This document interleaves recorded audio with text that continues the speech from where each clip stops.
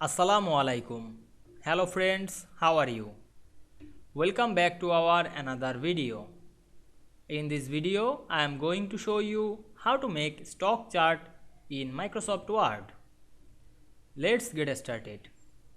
At first, we have to open a Word document. Then we want to insert or make stock chart in this document.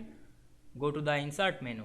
Then click chart option and we can see here many charts. We select the stock chart and click OK. Now we can see here we insert a stock chart. Now we want to edit or change the color or change layout or change the style. To go to the design menu, then click style drop down menu. You can change the style of this chart. You can change the layout, click the layout drop down menu, then change the layout. Otherwise you can change the color of this chart.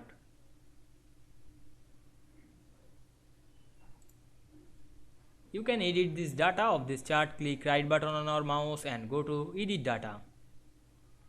Then edit data on this chart using the sheet. Otherwise you can edit the text.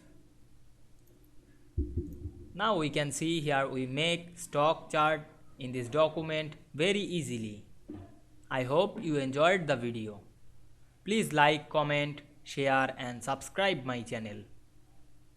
Thanks for watching.